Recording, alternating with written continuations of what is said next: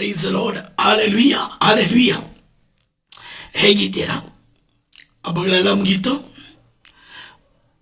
ಕ್ಷೇಮವಾಗಿರಬೇಕು ನೀವೆಲ್ಲ. ನಿಮಗಾಗಿ ಪ್ರಾರ್ಥಿಸ್ತಾ ಇದ್ದೇನೆ, ಪ್ರತಿದಿನ ಪ್ರಾರ್ಥಿಸ್ತಾ ಇದ್ದೇನೆ. ನೀವು ಯಾರು ನೋಡ್ತಾ ಇದ್ದೀರಾ, ನನ್ನನ್ನು ನೋಡುವವರಿಗಾಗಿ ನಾನು ಪ್ರಾರ್ಥಿಸ್ತಾ ಇದ್ದೇನೆ. ಇದನ್ನು ಬೇರೆಯವ್ರಿಗೂ ಕೂಡ ಕಳಿಸಿ, ಅವರು ನೋಡಲಿ.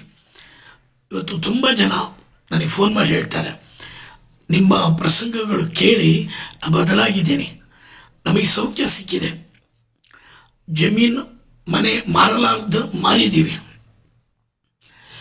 ಎಲ್ಲ ದೇವರ ಕೃಪೆ, ದೇವರ ಆಶೀರ್ವಾದ. ನಾನು ಸಂಬಳಕ್ಕಾಗಿ ಕೆಲಸ ಮಾಡ್ತಿಲ್ಲ, ಯೇಸುವಿನ ಮೇಲಿರುವ ಪ್ರೀತಿಗಾಗಿ, ಯೇಸು ಮಹಿಮೆಗಾಗಿ ಸ್ವಾರ್ಥ ಸಾರ್ತಾ ಇದ್ದೇನೆ. ನನ್ನ ಹತ್ರ ಏನೂ ಇಲ್ಲ, ಎಲ್ಲವನ್ನು ಸೃಷ್ಟಿ ಮಾಡಿದ ಯೇಸು ಇದ್ದಾರೆ. ಅವರೊಬ್ಬರಿದ್ದರೆ ಸಾಕು. ಒಂದು ಕತೆ ಹೇಳ್ತೇನೆ. ಒಮ್ಮೆ ಒಬ್ಬ ರಾಜ ಇದ್ದ. ರಾಜನ ಮಗ 28 ವಯಸ್ಸಾಯಿತು, ಮದುವೆ ಪ್ರಾಯಕ್ಕೆ ಬಂದ. ರಾಜ ಹುಡುಗಿಯನ್ನು ಹುಡುಕ್ಬೇಕು ಅಂತ ಯೋಚನೆ ಮಾಡಿ, ಬೇಡ ನಾನು ಹುಡುಕಿದ್ರೆ ಸರಿಯಾಗಲ್ಲ, ಅವನೇ ಹುಡುಕಲಿ, ಅವನಿಗೆ ಸರಿ ಬೀಳುವ ಜೊತೆ ಅವನೇ ಹುಡುಕಲಿ ಅಂತ ರಾಜ್ಕುಮಾರನನ್ನು ಕರೆದು, ನಿನಗೆ ಪ್ರಾಯ ಆಗಿದೆ, ಮದುವೆ ಮಾಡಬೇಕು, ನಿನಗೆ ಇಷ್ಟವಾದ ಒಂದು ಹುಡುಗಿಯನ್ನು ನೀನೇ ಹುಡುಕು, ಎಲ್ಲ ಕಡೆ ಹೋಗಿ ಪ್ರವಾಸ ಮಾಡಿ ನಿನಗೆ ಇಷ್ಟವಾದ ಹುಡುಗಿ, ಮನಸ್ಸಿಗೆ ಶರೀರಕ್ಕೆ ಎಲ್ಲದಕ್ಕೂ ಇಷ್ಟವಾದ ಒಂದು ಹುಡುಗಿಯನ್ನು ಹುಡುಕು. ಇವನು ರಾಜ್ಕುಮಾರ ಮಾರನೇ ದಿನ ಹೊರಟ ಕುದುರೆ ಮೇಲೆ. ಜೊತೆಗೆ 4-5 ಜನ ಇದ್ರು ಅವನ ಜೊತೆಗೆ. ರಾಜವೈಭವದಲ್ಲಿ ಹೋದ. ಎಲ್ಲ ದೇಶ, ಎಲ್ಲ ರಾಜ್ಯ ಹುಡುಕ್ದ. ಕೆಲವರು ನೋಡ್ದ, ಅವ್ರಿಗೆ ಅಷ್ಟು ಇದಾಗಲಿಲ್ಲ. ಕೊನೆಗೆ ಒಂದು ಕುಗ್ರಾಮಕ್ಕೆ ಹೋದ. ದರಿದ್ರ ತುಂಬಿದ ಊರು, ಬಡವರು, ಎಲ್ಲ ಬಡವರು. ಅಲ್ಲೋಗಿ ಕುದುರೆ ಕಟ್ಟಿ ನೀರು ಕುಡಿಯಕ್ಕೆ ಹೋದ. ಅಲ್ಲಿ ನೀರು ತುಂಬಕ್ಕೆ ಒಬ್ಬಳು ಬಂದಿದ್ಲು, ತುಂಬ ಸುಂದರಿಯಾಗಿದ್ಲು. ಅಷ್ಟೇ ಅಲ್ಲ, ಆ ಕೆರೆಯಿಂದ ದಡಕ್ಕೆ ಒಂದು ಅಜ್ಜಿಗೆ ನೀರು ಕೂಡ ಹೊತ್ಕೊಂಡೋಗಿ ಕೊಟ್ಟು ತಲೆ ಮೇಲಿಟ್ಟು ಬಂದ್ಲು. ಸಹಾಯ ಮಾಡುವ ಗುಣ. ಇವು ರಾಜಕುಮಾರ ಅಲ್ಲೇ ನೋಡ್ತಾ ಇದ್ದ. ನಾನು ರಾಜ್ಕುಮಾರ ಆಗಿದ್ದೀನಿ, ನನಗೆ ಕೇಳಿದ್ರೆ ಈ ಹುಡುಗಿನ ಕೊಟ್ಟೇ ಕೊಡ್ತಾರೆ, ಯಾಕೆಂದ್ರೆ ನಾನು ರಾಜ್ಕುಮಾರ. ಯೋಚನೆ ಮಾಡ್ದ, ಅದು ಬೇಡ, ನಾನು ಏನೂ ಇಲ್ಲದೆ ಇದ್ರು ಇವಳು ನನ್ನನ್ನು ಪ್ರೀತಿಸ್ತಾಳ, ನೋಡೋಣ ಅಂದ್ಕೊಂಡು ರಾಜ ಕುದುರೆ ಎಲ್ಲ ಕಳಿಸ್ದ. ಈ ಹಳ್ಳಿಯವರು ಉಡುವ ಡ್ರೆಸ್ಸನ್ನು ಹಾಕೊಂಡ, ಅವರ ಮಧ್ಯದಲ್ಲಿ ಹೋದ, ಅವರನ್ನು ಪ್ರೀತಿಸ್ದ, ಅವ್ರ ಜೊತೆ ಕೆಲಸ ಮಾಡ್ದ. ರಾಜ್ಕುಮಾರ ಯಾರಿಗೂ ಗೊತ್ತಿಲ್ಲ ಅವನು ರಾಜ್ಕುಮಾರ ಅಂತ. ಎಲ್ಲ ಕೆಲಸ ಮಾಡ್ದ, ಒಳ್ಳೆಯದೆಲ್ಲ ಮಾಡ್ದ. ಇದೆಲ್ಲ ನೋಡ್ದ ಹುಡುಗಿಗೆ ಇವನ ಮೇಲೆ ಇಷ್ಟ ಆಯಿತು. ಇವ್ರ ಮೆತ್ತಿಗೆ ರಾಜ್ಕುಮಾರ ಅವಳನ್ನು ನೋಡ್ತಾ ಇಷ್ಟಪಡ್ತಾ ಇದ್ರು. ಅವಳ ಸದ್ಗುಣಗಳು ಇಷ್ಟಪಡ್ತಾ ಇದ್ರು. ಅವಳ ಕಳಂಕವಿಲ್ಲದ ಮುಖ ಇಷ್ಟಪಡ್ತಾ ಇದ್ರು. ಕೊನೆಗೆ ಒಂದಿನ ಆ ಹುಡುಗಿ ಹೇಳಿದ್ಲು, ನನಗೆ ನೀವು ಇಷ್ಟ ಆದ್ರಿ, ನನಗೆ ಇದುವರೆಗೂ ಯಾರು ಇಷ್ಟ ಆಗಿರಲಿಲ್ಲ, ನೀವು ಇಷ್ಟ ಆದ್ರಿ, ನನ್ನನ್ನು ಮದುವೆ ಮಾಡ್ಕೊಳ್ತೀರಾ? ಇವರು ಆಯಿತು ಅಂತ ಹೇಳಿ ಹೋದ್ರು ರಾಜನ ಡ್ರೆಸ್ ಹಾಕೊಂಬರಕ್ಕೆ. ನಾ ಕತೆ ಇಲ್ಲೇ ನಿಲ್ಲಿಸ್ತೀನಿ. ಈಗ ಒಂದು ಒಳ್ಳೆ ಹುಡುಗಿಗಾಗಿ, ಒಂದು ತನ್ನ ಜೊತೆಗಾರ್ತಿಗಾಗಿ ಆ ರಾಜ್ಕುಮಾರ ಬರಿದಾದ, ಮನುಷ್ಯರಲ್ಲಿ ಮನುಷ್ಯನಾದ, ಮನುಷ್ಯನಾಗಿ ಕಷ್ಟಪಟ್ಟ. ಯಾರು ಅಂತ ಅರ್ಥ ಆಯ್ತಾ? ನಮ್ಮ ಮಧ್ಯೆ, ನಮ್ಮಲ್ಲಿ ಒಬ್ಬರಂತೆ ಬದುಕಲು ಬಂದ ಯೇಸು. ಇದಕ್ಕೊಂದು ಕತೆಗೆ ಒಂದು ಹೆಸರಿಡೋಣ. ಏನು ಹೆಸರಿಡ್ಬೋದು? ಇಮ್ಯಾನುವೇಲ್, ದೇವರು ನಮ್ಮೊಡನೆ ಇದ್ದಾರೆ. ದೇವರು ಹುಡ್ಕೊಂಬಂದರು, ಇವತ್ತು ಹುಡ್ಕೊಂಬಂದರು. ಲೂಕ 19:10 ಹೇಳಿದ್ರು, ನಾನು ಬಂದಿದ್ದು ಕೆಟ್ಟು ಹೋಗಿರುವುದನ್ನು ಹುಡುಕಿ ಸರಿ ಮಾಡಲು. ಲೋಕದ ಬೆಳಕವರು ನಿಮ್ಮನ್ನು ಹುಡ್ಕೊಂಡು ಬಂದಿದ್ದಾರೆ. ಹಬ್ಬ ಮಾಡೋದು, ತಿಂಡಿ ತಿನ್ನೋದು, ಮಟನ್ ಚಿಕನ್ ತಿನ್ನೋದು ಅಲ್ಲ.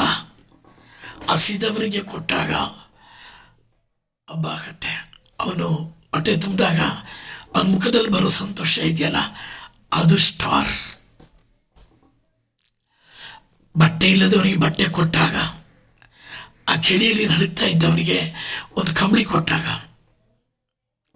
ಅಲ್ಲಿ ನೀವು ಸ್ಟಾರ್. ರೋಗಿಗಳಿಗೆ ಔಷಧಿ ಕೊಟ್ಟಾಗ, ಅವರ ಔಷಧಿ ನುಂಗಿ ಸೌಖ್ಯ ಕಂಡಾಗ, ಆ ಕಣ್ಣಲ್ಲಿ 2 ತೊಟ್ಟು ನೀರು ಬರುತ್ತಲ್ಲ, ಅಲ್ಲಿ ಯು ಆರ್ ಸ್ಟಾರ್. ದೇವರಿಗಾಗಿ ಏನಾದರೂ ಮಾಡಬೇಕು, ದೇವರ ಮಹಿಮೆಗಾಗಿ ಏನಾದರೂ ಮಾಡಬೇಕು. ಮಾರ್ಕ್ 16 ದೇವರು ಹೇಳಿದರು, ಲೋಕದ ಕಟ್ಟ ಕಡೆಯವರೆಗೆ ಹೋಗಿ ಸುವಾರ್ತೆಯನ್ನು ಸಾರಿ. ಸುವಾರ್ತೆ ಸಾರಿದ ನಂತರ ನನ್ನ ನಾಮದಲ್ಲಿ ದೆವ್ವಗಳನ್ನು ಓಡಿಸಿರಿ, ರೋಗಿಗಳ ಮೇಲೆ ಕೈ ಹಿಡಿ, ಅವರು ಸೌಖ್ಯ ಹೊಂದುವರು. 34 ವರ್ಷ ಆಗೋಯ್ತು. ನನಗೆ ಒಂದೇ ಒಂದು, ನಾನೊಬ್ಬ ಮನುಷ್ಯನೇ. ಆದರೆ ನಾನು ಪ್ರಾರ್ಥಿಸಿ, ಮೊನ್ನೆ ನಮ್ಮ ಸ್ನೇಹಿತರ ಮನೆಗೆ ಹೋಗಿದ್ದೆ. ನಾನು 2 ವರ್ಷದ ಹಿಂದೆ ಅವ್ರ ಮನೇಲಿ ಊಟ ಕರೆದಿದ್ರು. ಒಂದು ಸಣ್ಣ ಪ್ರೇಯರು. ತುಂಬ ನಾನು ಯಾರ ಮನೆಗೂ ಹೋಗಲ್ಲ. ಬೆಂಗಳೂರಿನಲ್ಲಿ 2-3 ಜನ ಮನೆ ಅಷ್ಟೇ. ಇವ್ರ ಮನೆಗೆ ಹೋಗಿದ್ದೆ. ನಾನು ತುಂಬ ಆಪ್ತರು, ನನ್ನ ಕಂಡ್ರೆ ತುಂಬ ಪ್ರೀತಿ. ಅವಾಗ ನಾನು ಹೋಗ್ತೀನಿ ಅಂದಾಗ ಅವರು ಪಕ್ಕದ ಅಲ್ಲಿ ಯಾರು ಮನೆಯವರು, ಆ ಮಗುವಿನ ಕೆಲವು ಭಾಗಗಳು ಹೊರಗಿತ್ತು. 3 ತಿಂಗಳು ಮಗು. ಡಾಕ್ಟ್ರ್ ಕೈ ಬಿಟ್ಟಿದ್ರು. ಅಮ್ಮಮ್ಮ ಅಂದರೆ 3-4 ದಿನ ಅಥವಾ 1-2-3 ತಿಂಗಳು ಅಷ್ಟೇ ಬದುಕತ್ತೆ. ಏನು ಮಾಡಬೇಡಿ, ಖರ್ಚು ಮಾಡೋಕ್ಕೆ ಹೋಗಬೇಡಿ. ಅವರೊಂದರು, ನಾವು ಖರ್ಚು ಮಾಡ್ತೀವಿ. 50 ಲಕ್ಷ ರೂಪಾಯಿ ಖರ್ಚು ಮಾಡಿದ್ರು. ಮಗು ಉಳಿಯಲ್ಲ ಅಂತಲೇ ಇದ್ದಾರೆ. ಆ ಮಗುವನ್ನು ಕರ್ಕೊಂಡು ಬಂದರು, ನನ್ನ ಕೈಯಲ್ಲಿಟ್ಟರು. ನಾ ಪ್ರಾರ್ಥಿಸಿದೆ, ಯೇಸುವೆ, ನಿಮಗೆ ಮಕ್ಕಳೆಂದರೆ ತುಂಬ ಪ್ರಿಯ. ಇದು ಈ ಮಗು, ಬದುಕಿರುವ ಮಗು, ಡಾಕ್ಟರ್ ಕೈ ಬಿಟ್ಟ ಮಗು. ಮನುಷ್ಯರಿಗೆ ಅಸಾಧ್ಯ, ದೇವರಿಗೆ ಸಾಧ್ಯ. ಮಾರ್ಕನು ಬರೆದ ಸುವಾರ್ತೆ 10:27. ಮನುಷ್ಯನಿಗೆ ಅಸಾಧ್ಯ, ದೇವರಿಗೆ ಸಾಧ್ಯ. ಯೇಸುವೆ, ವೈದ್ಯರಿಗೆ ಅಸಾಧ್ಯ, ನಿಮಗೆ ಸಾಧ್ಯ. ಯೇಸುವೆ, ನೀನು ಕೊಟ್ಟ ಅಧಿಕಾರವನ್ನು ನಾನು ಉಪಯೋಗಿಸ್ತೀನಿ. ಈ ಮಗುವಿನ ಮೇಲಿರುವ ಶಾಪಗಳು ಬಿಟ್ಟು ಹೋಗಲಿ, ಎಲ್ಲ ರೋಗ ಬಾಧೆಗಳು ಬಿಟ್ಟು ಹೋಗಲಿ.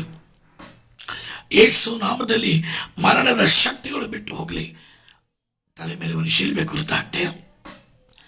ನಾನು ನಂಬಿಕೆಯಿಂದ ಹೇಳಿದೆ, ಧೈರ್ಯವಾಗಿ ಹೋಗಿ, ಏನೂ ಆಗಲ್ಲ. Praise the Lord. ಈಗ ಮೊನ್ನೆ ಮತ್ತೆ ಅದೇ ಮನೆಗೆ ಹೋದಾಗ 2 ವರ್ಷದ ನಂತರ ಆ ಮಗುವನ್ನು ಕರ್ಕೊಂಬಂದರು. ಆರೋಗ್ಯವಾಗಿದೆ. ತುಂಬ ಖುಷಿ ಆಯಿತು. ನಾನು ಫೋಟೋ ಹಾಕ್ತೀನಿ ನೋಡಿ. ದೇವರು ನಮ್ಮ ಪ್ರಾರ್ಥನೆ ಕೇಳ್ತಾರೆ. 34 ವರ್ಷದಿಂದಲೂ ನಾವು ಪ್ರೇಯರ್ ಮಾಡುವಾಗ ಅನೇಕ ಅದ್ಭುತಗಳು. ಅದು ಮುಗಿಸಿ ನಾನು ಬರ್ತಾ ಇದ್ದೆ ನಮ್ಮ ಸ್ನೇಹಿತರ ಮನೆಗೆ. ಸಿಕ್ಕರೆ ಮಾತಾಡ್ಸ್ಬರೋಣ ಅಂತ ನಿಂತೆ.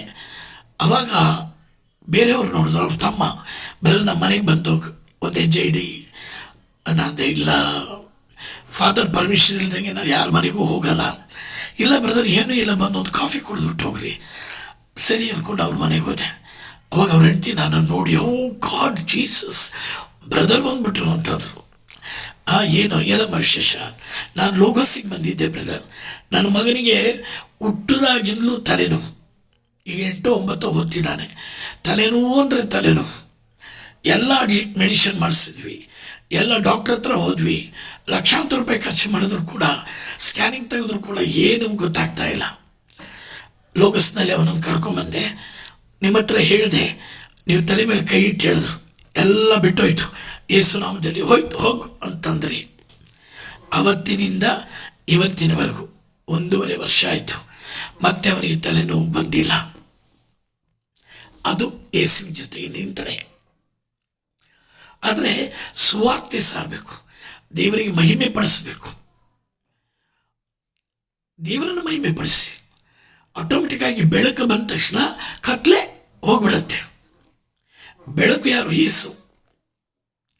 ಯೇಸು ಮಹಿಮೆ ಪಡಿಸಲಿಲ್ಲ ಅಂದರೆ, ಯೇಸು ನಾಮಕ್ಕೆ ನಾವು ಸ್ತೋತ್ರ ಮಾಡಲಿಲ್ಲ ಅಂದರೆ, ನನ್ನ ಪವರ್ನಲ್ಲಿ ಬಿಡಿಸಕ್ಕೆ ಹೋಗ್ತೀನಿ ಅಂದರೆ ರಾಂಗ್. ಸೌಖ್ಯ ಮುಖ್ಯ ಅಲ್ಲ, ರಕ್ಷಣೆ ಬಹಳ ಮುಖ್ಯ. ಮನುಷ್ಯನಿಗೆ ಸೌಖ್ಯ ಬೇಕು, ಖಂಡಿತ ಬೇಕು. ರೋಗಿಗಳಾಗಿ ನೋಡಿ, ದೇವರು 42 ಅದ್ಭುತಗಳನ್ನು ಬೈಬಲ್ನಲ್ಲಿ ಉಲ್ಲೇಖವಾಗಿದೆ ಮಾಡಿದ್ದಾರೆ. ಅದರಲ್ಲಿ 33 ಅದ್ಭುತಗಳು ರೋಗ ಸೌಖ್ಯ. ಅಷ್ಟೇ ಅಲ್ಲ, ಅವರು ತನಗಿದ್ದ ಆ ಪವರನ್ನು ಅವರ ಶಿಷ್ಯರಿಗೆ ಕೊಟ್ಟರು. ನಮ್ಮಂಥವರಿಗೆ, ನನಗೆ ಯಾವ ಚರ್ಚಿಂದ ಅಲ್ಲ, ನನ್ನ ಮನ ಪರಿವರ್ತನೆಯಿಂದ. ಕ್ಯಾಥಲಿಕ್ ಚರ್ಚ್ ಬಿಟ್ಟು ಹೋಗಿಲ್ಲ, ಹೋಗೋದು ಇಲ್ಲ. ಬೇರೆ ಚರ್ಚನ್ನು ದೂಷಣೆನೂ ಮಾಡಲ್ಲ, ದ್ವೇಷಿಸೋಲ್ಲ. ಬೇರೆ ಸುವಾರ್ತಿಕರ ಬಗ್ಗೆ ಕೀಳಾಗಿ ಮಾತಾಡಲ್ಲ, ಎಲ್ಲರನ್ನ ಪ್ರೀತಿಸ್ತೇನೆ. ಹಿಂದೂ ಮುಸಲ್ಮಾನ್ ಎಲ್ಲರೂ ದೇವರ ಮಕ್ಕಳೇ, ಅವರನ್ನು ಪ್ರೀತಿಸ್ತೇನೆ. ಆ ಅಧಿಕಾರ ಯೇಸು ಹೇಳಿದ್ದು ಒಂದೇ, ಲೋಕದ ಎಲ್ಲ ಕಡೆ ಹೋಗಿ ಎಲ್ಲರನ್ನ ಸುವರ್ತಿಸ್ತಾರೆ. ಏನು ಕಟ್ಟಳೆ? 8,000 ಕಟ್ಟಳೆ ಹಳೆ ಒಡಂಬಡಿಕೆಯಲ್ಲಿ ಯೇಸು ಒಂದೇ ಕಟ್ಟಳೆ ಮಾಡಿಬಿಟ್ರು. ಯೋಹಾನ್ 13:35, ಒಂದೇ ಒಂದು ಆಜ್ಞೆ ಕೊಡ್ತೇನೆ, ನೀವು ಒಬ್ಬರನ್ನೊಬ್ಬರು ಪ್ರೀತಿಸಿರಿ, ಎಲ್ಲರನ್ನ ಪ್ರೀತಿಸಿರಿ, ಹಿಂದೂಗಳನ್ನು ಪ್ರೀತಿಸಿರಿ, ಪಾಪಿಗಳನ್ನು ಪ್ರೀತಿಸಿರಿ, ಎಲ್ಲರನ್ನ ಪ್ರೀತಿಸಿರಿ. ಪ್ರೀತಿಸಿ ನೋಡಿ, ಅಹಂಕಾರ ಪಡಬೇಡಿ. ನಾನು ನನ್ನ ಪವರ್ ಅಲ್ಲ, ಯೇಸುವಿನ ಪವರ್ನಲ್ಲಿ ದೆವ್ವಗಳು ಬಿಟ್ಟು ಹೋಗುತ್ತೆ. ಅಹಂಕಾರಿಗಳನ್ನು ದೇವರು ಎದುರಿಸ್ತಾರೆ. ನಾನು ನಿಮಗಾಗಿ ಪ್ರಾರ್ಥಿಸ್ತೇನೆ.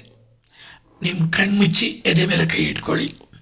ನಿಮ್ಮ ಕೋರಿಕೆಗಳನ್ನು ಯೇಸು ಹತ್ರ ಹೇಳಿ. ಯೇಸು ನನ್ನ ಹತ್ರ ಇಲ್ಲ, ನಿಮ್ಮ ಹತ್ರನೂ ಇದ್ದಾರೆ, ನನ್ನ ಹತ್ರನೂ ಇದ್ದಾರೆ.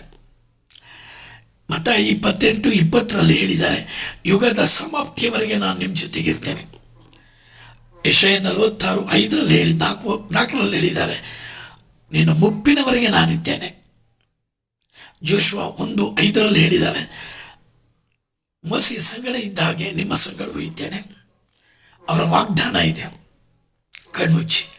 ಭೂಮಿ ಆಕಾಶಗಳನ್ನು ಸೃಷ್ಟಿ ಮಾಡಿದ ದೇವರೇ, ಸದಾ ನಮ್ಮೊಂದಿಗಿರುವ ಪವಿತ್ರ ಆತ್ಮರೇ, ಯೇಸು ನಾಮದಲ್ಲಿ ಇದನ್ನು ನೋಡುತ್ತಿರುವ ಪ್ರತಿಯೊಬ್ಬರ ದೇಹದಲ್ಲಿರುವ ರೋಗ ಬಾಧೆಗಳು ಯೇಸು ನಾಮದಲ್ಲಿ ಬಿಟ್ಟು ಸುಟ್ಟು ಬೂದಿಯಾಗಲಿ. ಯೇಸುವೇ, ಸತ್ತೋಗಿದ್ದ ಕೊಳತು ಹೋಗಿದ್ದ ಲಾಜರನಿಗೆ ಜೀವ ಕೊಡಲು ಯಾವ ವೈದ್ಯನಿಗೂ ಅಸಾಧ್ಯವಾಯಿತು, ಆದರೆ ನಿಮಗೆ ಸಾಧ್ಯ. ಕೊಳತು ಹೋದವನಿಗೆ 4ನೇ ದಿನ ಜೀವ ಕೊಟ್ಟವರು ನೀವು. ಅದೇ ಶಕ್ತಿ ಇದನ್ನು ನೋಡುತ್ತಿರುವ ಕೇಳುತ್ತಿರುವವರ ಮೇಲೆ ಇಳಿದು ಬರಲಿ. ಎಲ್ಲ ಕೇಡುಗಳು, ಎಲ್ಲ ಸೈತಾನ ಅಟ್ಟಹಾಸಗಳು, ಎಲ್ಲ ರೋಗ ಬಾಧೆಗಳು ಯೇಸು ನಾಮದಲ್ಲಿ ಬಿಟ್ಟು ಸುಟ್ಟು ಬೂದಿಯಾಗಲು ಯೇಸು ನಾಮದಲ್ಲಿ ಮುಟ್ಟಿದ್ದೇನೆ. ಆಮೇಲೆ ಎಲ್ಲ ಹೋಯ್ತು. ಸಂತೋಷವಾಗಿರಿ. I love you all. ನಂದು ಒಂದು ಕೋರಿಕೆ ಇದೆ. ದುಡ್ಡುಗಾರ ಮಗ, ನನಗೆ ದೇವರು ಹೇಳಿದ್ದಾರೆ, 3 ರಾಯರು ಬಂದಂತೆ ಯಾರೋ ಬರ್ತಾರೆ ಅಂದರೆ ಅವ್ರಿಗೆ ತಲುಪಿಸೋದು. ನಿಮ್ಮ ಊರಿನಲ್ಲಿ ಶ್ರೀಮಂತರು ಅವರು ಇವರೆಲ್ಲ ಇರ್ತಾರಲ್ಲ, ಡೋನರ್ಸು, ಸ್ಪಾನ್ಸರ್ಸು, ಅವರಿಗೆ ಈ ವಿಡಿಯೋ ಕಳಿಸ್ಕೊಡಿ. ಅವ್ರ ಫೋನ್ ನಂಬರ್ ನನಗೆ ಕಳಿಸ್ಕೊಡಿ. ಮಾಡೋಣ, ಯೇಸು ಮಹಿಮೆ ಪಡಿಸೋಣ. ಮುಂದೆ ನಾವು ಒಪ್ಕೊಂಡಿರೋ ಧ್ಯಾನಗಳಿಗಾಗಿ ಪ್ರಾರ್ಥಿಸಿರಿ. ತಪಸ್ಸು ಕಾಲದಲ್ಲಿ ಹಲವಾರು ಧ್ಯಾನಗಳು ಬುಕ್ ಆಗ್ತಿದೆ, ಅದಕ್ಕಾಗಿ ಪ್ರಾರ್ಥಿಸಿ. I love you all. ನಾನು ನಿಮ್ಮನ್ನು ಹೃದಯದಿಂದ ಪ್ರೀತಿಸ್ತೀನಿ ಯೇಸು ನಾಮದಲ್ಲಿ. I love you.